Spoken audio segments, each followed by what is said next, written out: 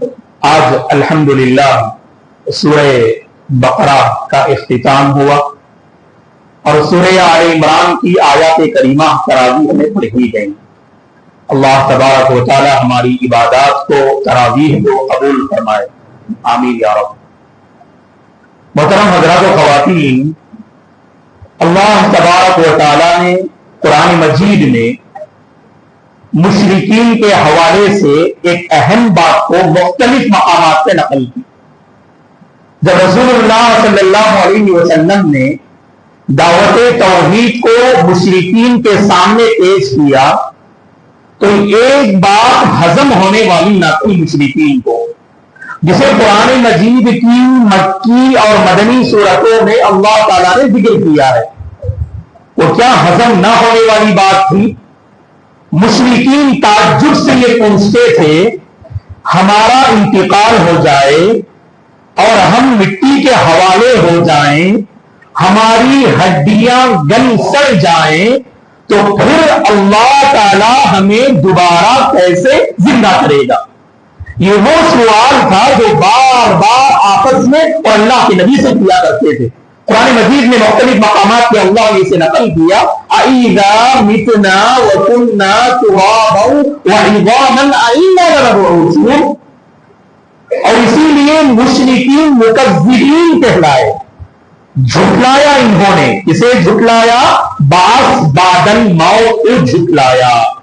ہم نے اور دوسروں میں بنیادی فرق یہی ہے کہ میرے اور آپ کا ایمان و عقیدہ یہ ہے کہ زندگی ہمیشہ ہمیشہ رہنے والی نہیں، اس زندگی کا خاتمہ ہوگا اور حقیقی زندگی کا ہمیں سامنا کرنا ہوگا، موت کے بعد برزخ کی زندگی سے گزرنا ہوگا، حشر کی عدالت میں کھڑا ہونا ہوگا، جنت و جہنم کے وہاں فیصلے ہوں گے۔ تو میرے اور آپ کا ایمان ہے اللہ تعالیٰ جب قیامت قائم فرمائیں گے تو پوری انسانیت قبروں سے اٹھے گی اور میدان محشر میں جمع ہوگی، اور اللہ تبارک و تعالیٰ جو ہماری انگلیوں کے پور ہیں، لکیریں ہیں، ان کو بھی اللہ تعالیٰ نہیں بدلیں گے۔ دنیا میں ہمارے جو پور تھے وہی پور قیامت کے دن بھی باقی رہیں گے۔ یہ ہمارا ایمان ہے اور اس ایمان پر ہمیں پورا یقین ہونا چاہیے۔ اب جو تراویح میں آیتیں پڑھی گئیں، اللہ نے دو واقعے کو نقل کیا۔ پہلا واقعہ عزیر علیہ السلام کا ہے۔ اکثر مفسرین نے کہا اوکلذی مر علی قریۃ وہی خاویۃ علی عروشها، جو آیت کریمہ ہے وہ آیت کریمہ عزیر علیہ السلام کے بارے میں نازل ہوئی۔ یہ عزیر علیہ السلام کون تھے؟ یہ یہودی عالم دین اور اللہ والے بنی اسرائیل کے بڑے نیک انسان تھے، اور امام ابن کثیر رحمہ اللہ نے لکھا ہے عزیر علیہ السلام کو پوری تورات یاد تھی۔ تعجب کی بات، اس دور میں کسی کو پوری آسمانی کتاب یاد ہو جائے، تعجب کی بات۔ اللہ کا کرم، اللہ ہمارے حفاظ کی حفاظت فرمائے، قیامت تک اللہ تعالیٰ نے اس کتاب مقدس کی حفاظت کی، اس نے ذمہ داری لے رکھی ہے، اور سبحان اللہ سینکڑوں حفاظ ہیں جو اپنی خدمات انجام دے رہے ہیں۔ اللہ تعالیٰ ان سینوں کو آباد رکھے، اللہ تعالیٰ ان سینوں میں قرآن مجید کی حفاظت فرمائے۔ عزیر علیہ السلام کے متعلق ابن کثیر نے لکھا ہے رحمہ اللہ نے، انہیں پوری تورات یاد تھی، بڑے اللہ والے تھے، نبی نہ تھے، وہ نبی نہ تھے، وہ اللہ کے ولی تھے، بڑے نیک انسان تھے۔ یہودیوں نے عزیر علیہ السلام کو اللہ کا بیٹا قرار دیا۔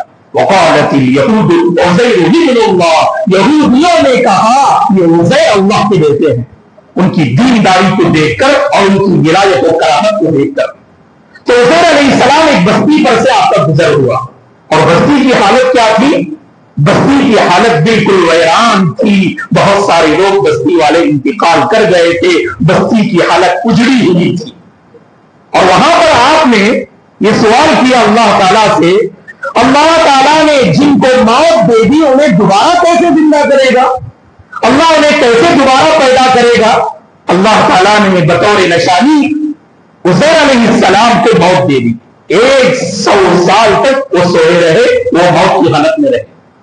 100 سال کے بعد اللہ نے انہیں بیدار کیا، قرآن مجید میں اللہ نے اسے بیان کیا، پوچھا تم کتنے دن سوئے رہے، موت کے حوالے ہوئے؟ انہوں نے کہا کہ اے پروردگار ایک دن یا آدھا دن؟ اللہ نے کہا کہ ایک دن آدھا دن نہیں، 100 سال تک تم سوئے رہے، 100 سال تک تمہاری موت ہوئی۔ اور دیکھو اپنا کھانا پینا وہ بالکل ابھی تازہ ہے، گلا سڑا نہیں۔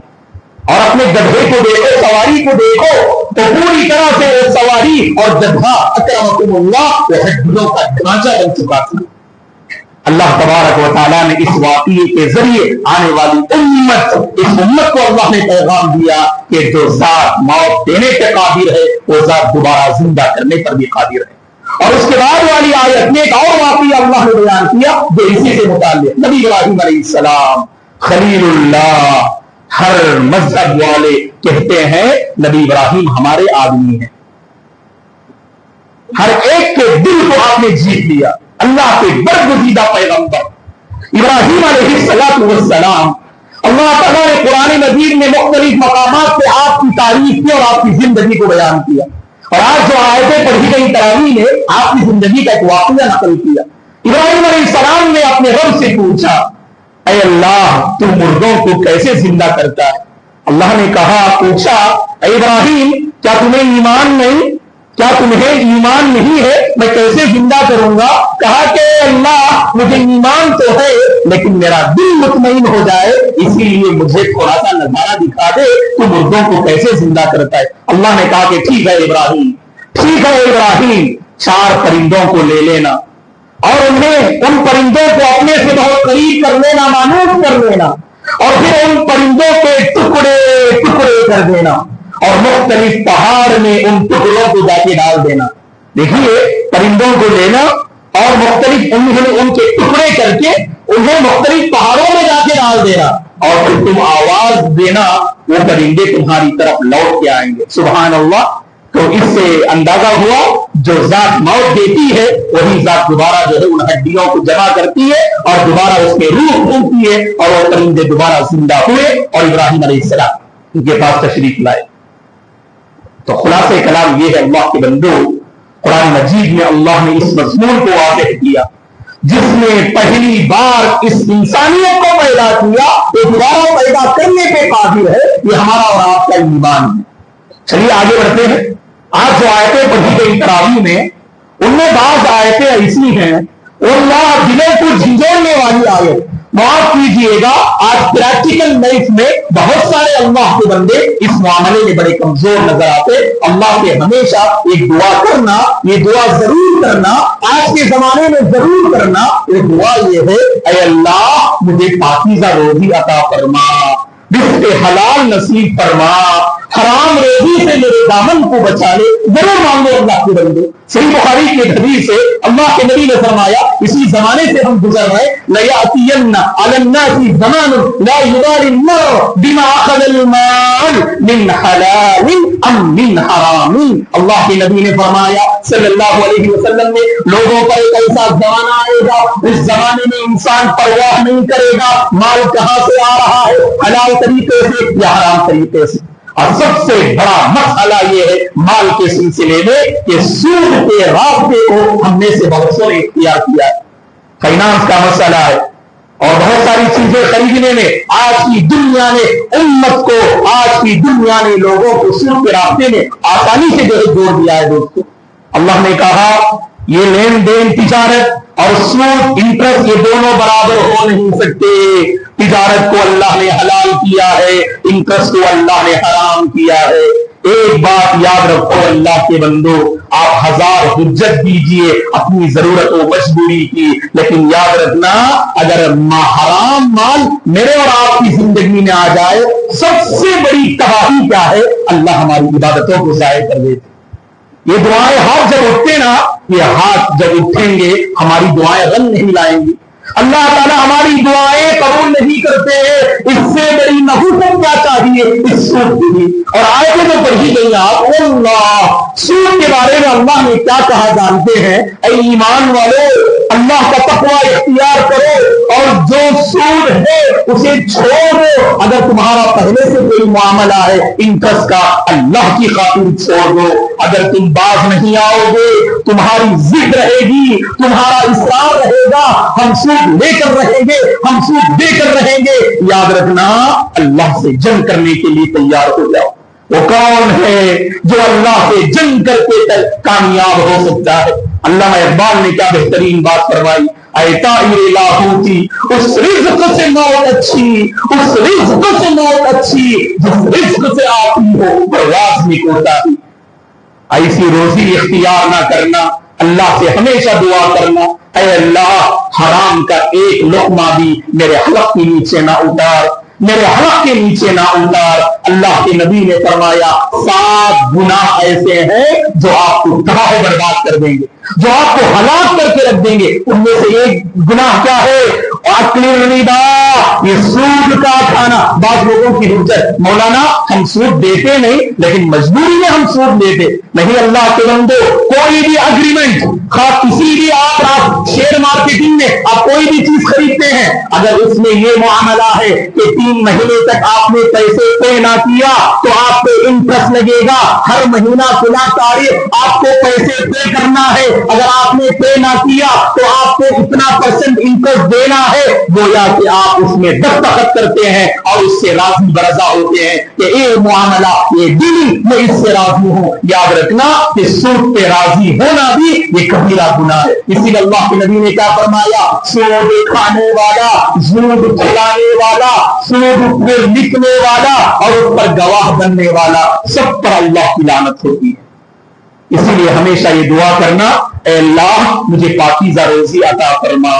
اور یاد رکھیے گا, بظاہر سود لینے دینے سے ہماری ضرورتیں پوری ہوتی ہیں, ہم سمجھتے ہیں. اللہ تعالیٰ ایک مشکل سے کیا نکالتے ہیں, دوسری آفت میں مبتلا کر دیتے ہیں. اللہ تعالیٰ ہم سب کو آفتوں سے محفوظ رکھے, اللہ ہمیں پاکیزہ روزی عطا فرمائے, اللہ ہمارے کاروبار اور تجارت میں خیر و برکات نازل فرمائے, سود جیسی لعنت سے اللہ میرے اور آپ کی حفاظت فرمائے. جب سورہ بقرہ ہم پڑھتے ہیں, آخری آیت پہ پہنچتے ہیں, 2 بڑی عظیم آیتیں, سبحان اللہ. کون سی آیتیں؟ آمن الرسول بما انزل الیہ من ربہ والمؤمنون. آج سے, اگر پہلے بھی آپ پڑھ کے سوتے تھے, آج سے ضرور ہی پڑھ کے سونا انشاءاللہ. یہ 2 آیتیں پڑھ کے سونا, کیا فضیلت ہے ان 2 آیتوں کی؟ صحیح مسلم کی حدیث ہے, اللہ کے نبی نے فرمایا کہ آسمان سے ایک دروازہ کھولا گیا, اس دروازے سے ایک ایسے فرشتے کا نزول ہوا, ایک ایسے فرشتے نازل ہوئے, آج تک دنیا میں وہ فرشتے نہیں آئے تھے. پہلی بار آسمان سے آئے وہ فرشتے, اور جب آئے اللہ کے نبی کے پاس 2 روشنی لے کر آئے, 2 نور لے کر آئے, اور اللہ کے نبی سے کہا, اے اللہ کے نبی آپ پہ سلامتی ہو, اللہ کی سلام پیش کیا, اور اس کے بعد کہا میں 2 روشنی آپ کی خدمت میں لے کر آیا ہوں. اللہ کی قسم آپ سے پہلے کسی نبی کو, پیغمبر کو اللہ نے وہ 2 روشنی نہیں عطا کیا. وہ 2 روشنی کیا ہے؟ ایک روشنی سورہ فاتحہ ہے اور دوسری روشنی سورہ بقرہ کی آخری 2 آیتیں ہیں. صحیح مسلم کی حدیث ہے, اور صحیح بخاری اور مسلم کی حدیث, یہ غور طلب ہے, اور آپ سے انشاءاللہ ہم عمل کرنا. سوتے ہوئے ضرور یہ 2 آیتیں پڑھ کے سونا. اللہ کے نبی نے کیا فرمایا, من قرأ, صحیح بخاری مسلم کی حدیث, من قرأ بالآیتین من آخر سورۃ البقرۃ فی لیلۃ کفتہ.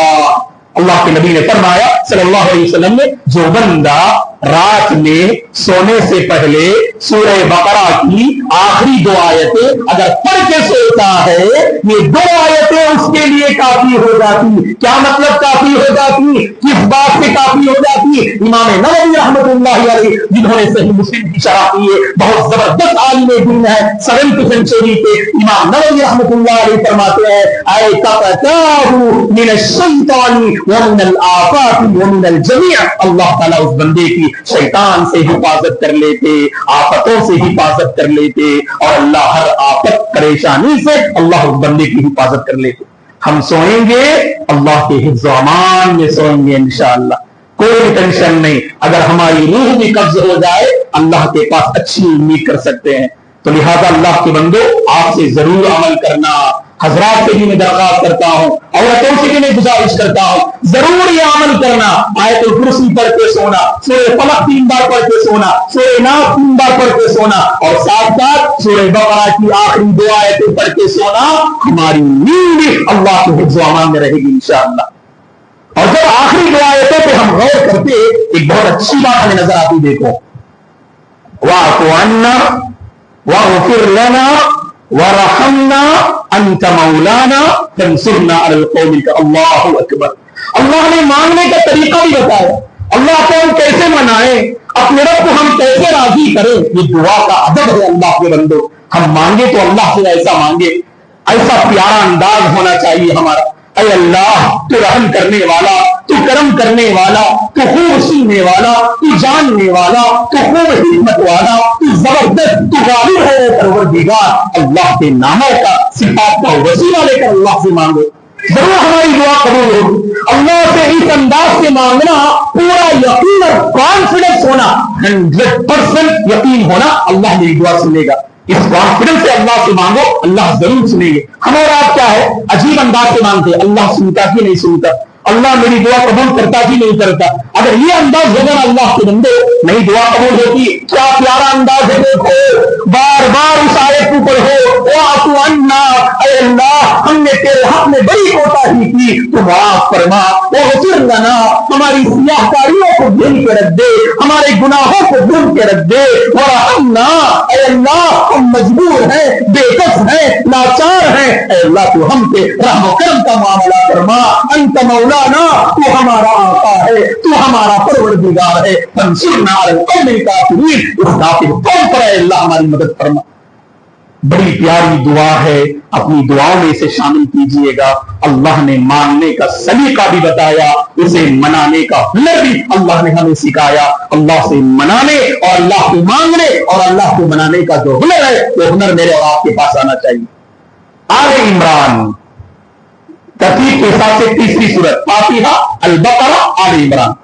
اللہ تعالیٰ نے کہا ان اللہ اصطفى آدم ونوح وآل ابراہیم وآل عمران العالمین، اللہ نے آدم علیہ السلام کو چن لیا، نوح علیہ السلام کو چن لیا، ابراہیم علیہ السلام کے خاندان والوں کو چن لیا، اور عمران کے خاندان والوں کو چن لیا۔ یہ آل عمران کون؟ غور سے سنیے، کچھ علمی باتیں میں آپ کو بتا رہا ہوں۔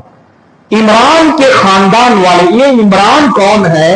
یہ مریم علیہ السلام کے والد محترم ہیں۔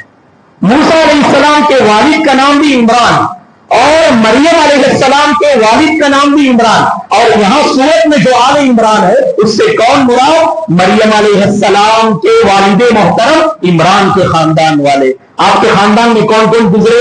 بڑے نیک لوگ گزرے۔ ایک تو مریم علیہ السلام جو اللہ کی برگزیدہ بندی تھی، جو اللہ کی بڑی متقیہ پرہیزگار بندی تھی۔ اللہ ہماری خواتین کو بھی مریم علیہ السلام کی پاک دامنی عطا فرمائے۔ اور مریم علیہ السلام کے بیٹے، پاک باز بیٹے عیسیٰ علیہ السلام، اور عیسیٰ علیہ السلام کے کزین کون؟ یحییٰ علیہ السلام، جو مریم کی بہن کے بیٹے تھے۔ مریم کی بہن کون ہے؟ مریم کی بہن ہے عیسیٰ، وہ عیسیٰ نامی خاتون کے بیٹے تھے یحییٰ علیہ السلام، جو زکریا علیہ السلام کے بیٹے ہیں۔ تو گویا کہ زکریا علیہ السلام حضرت عیسیٰ کے خالو ہیں، اور ان کے بیٹے ہیں یحییٰ علیہ السلام۔ یہ پورا خانوادہ سبحان اللہ نیک لوگوں کا خانوادہ ہے، نیک لوگوں کا خاندان ہے۔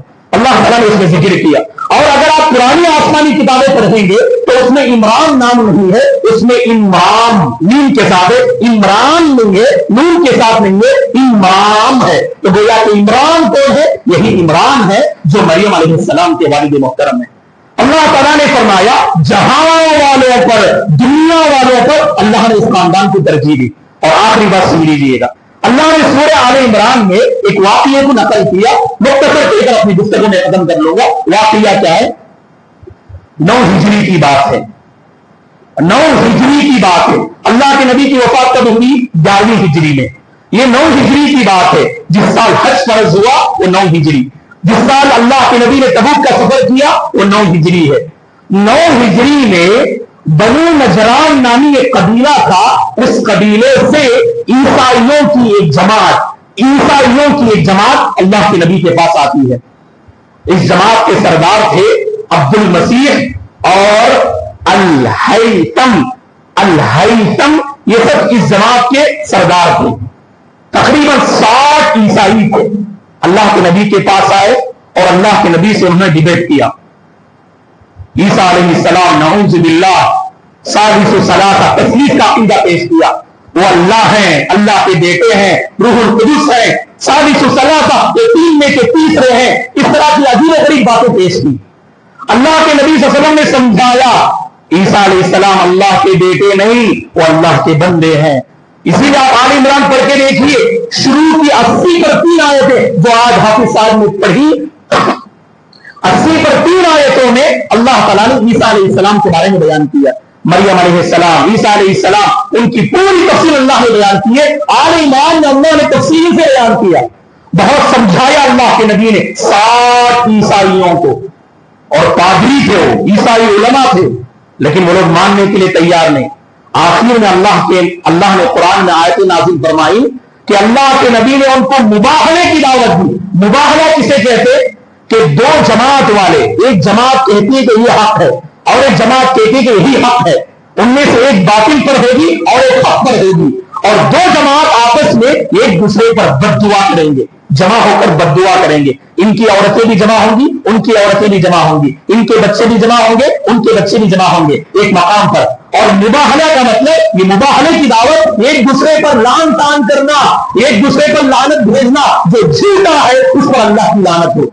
अल्लाह ताला ने उसे जिक्र किया, फमन हाज़्ज़क फ़ीहि मिन बादि मा जाअक मिनल इल्म फ़क़ुल ताअलू नद'ू अबनाना व अबनाकुम व निसाअना व निसाअकुम। अल्लाह के नबी ने उस मुबाहले की पूरी तैयारी अल्लाह के नबी ने कर दी। सही मुस्लिम की हदीस है, अल्लाह के नबी ने हजरत अली को बुलाया, फातिमा को बुलाया, हसन और हुसैन रज़ियल्लाहु अन्हुम जमिया, इन सहाबा को आपने बुलाया और कहा, ऐ अल्लाह ये मेरी औलाद है। आपने सबको जमा कर लिया। लेकिन जब ईसाइयों ने देखा, उन्हें मालूम था, ईसाइयों को मालूम था अल्लाह के नबी की दावत बरहक है, अल्लाह के नबी की दावत बरहक है। ईसा अलैहिस्सलाम अल्लाह के बंदे हैं, अल्लाह के बेटे नहीं। इसलिए उनके दिलों में अल्लाह का खौफ पैदा हुआ। वो मुबाहले के लिए नहीं आ पाए, वो सब अपने अपने कबीले लौट गए। जानते थे अगर यहाँ पर मुबाहला हो जाए हम पर अल्लाह की लानत होगी, हम गोया के मिटा दिए जाएंगे। इसीलिए वो लोग मुबाहले के लिए नहीं आए। इस वाकये को अल्लाह ने इसमें बयान किया। और अल्लाह का करम है, अल्लाह ताला ने मुझे और आपको साफ व शफ़ाफ़ अकीदा नसीब किया है। अल्लाह के बंदो, इस अकीदे की हिफाजत कर लीजिएगा और अपने दीन की हिफाजत कर लीजिएगा। किताब और सुन्नत पर अमल करने का एक जज्बा अपने अंदर पैदा कीजिएगा। अल्लाह की जानिब से अता करदा बड़ा अजीम तोहफा है ये दीन इस्लाम। इसकी मुझे और आपको कदर करनी चाहिए। मजीद बातें हैं इंशाअल्लाह इस सूरत के हवाले से इंशाअल्लाह हम मालूम करेंगे। अल्लाह से हमारी दुआ है कि परवरदिगार हम सबको बास बादल मौत पर जो हमारा ईमान है उस ईमान में परवरदिगार यकीन की कैफियत पैदा फरमाए, और हमारे आस पास की वो लोग जो हमारे दीन से महरूम है अल्लाह ने दीन की समझ अता फरमाए, अल्लाह ने सिरात मुस्तकीम नसीब फरमाए। और हमारी सफों में अल्लाह के वो बंदे जो किताब और सुन्नत से दूर है अल्लाह ने किताब और सुन्नत से करीब कर दे। अल्लाह ताला मुझे और आपको पाकीज़ा रोज़ी नसीब फरमाए, पाकीज़ा दिन पाकीज़ा रोज़ी पर अल्लाह मुझे और आपको खातिमा नसीब फरमाए, हलाल रोज़ी नसीब फरमाए, और हराम रोज़ी से अल्लाह मेरे और आपकी हिफाजत फरमाए। हराम का एक लुक़मा भी हमारे हलक में दाखिल ना हो, ऐसी पाकबाज जिंदगी अल्लाह मुझे और आपको नसीब फरमाए। अल्लाह ताला मुझे और आपको उसे मनाने का जो हुनर है वो हुनर मेरे और आपके अंदर पैदा फरमाए, रब से मांगने की तौफीक अता फरमाए। और इसी तरह से हमारे वो तलबा और तालिबात जो बोर्ड एग्जाम लिख रहे हैं और लिखने जा रहे हैं, अल्लाह ताला कदम कदम पर हमारे बच्चों की और बच्चियों की मदद फरमाए। अल्लाह उन्हें मेहनत करने की तौफीक अता फरमाए। अल्लाह हमारे तलबा और तालिबात को टॉपर बना दे। अल्लाह तबारक व तआला हमारे तलबा और तालिबात को तालीमी मैदान में खूब बढ़ चढ़कर हिस्सा लेने की अल्लाह हमें तौफीक अता फरमाए। बुरी सोहबत से अल्लाह हमारे बच्चों की हिफाजत फरमाए। अल्लाह हमारे बच्चों को नेक सोहबत नसीब फरमाए। अल्लाह हमारे बच्चों को वालिदैन की आंखों की ठंडक का जरिया बना दे। अल्लाह ताला मुझे और आपको दीन हक पर बाकी रखे और दीन हक पर अल्लाह खातिमा नसीब फरमाए। आमीन। अक़ूलु क़ौली हाज़ा व अस्तग़फिरुल्लाह ली व लकुम व लिसाइरिल मुस्लिमीन मिन कुल्लि ज़ंब فاستغفروه انه هو الغفور الرحيم سبحانك اللهم وبحمدك اشهد ان لا اله الا انت استغفرك واتوب اليك والسلام عليكم ورحمه الله وبركاته.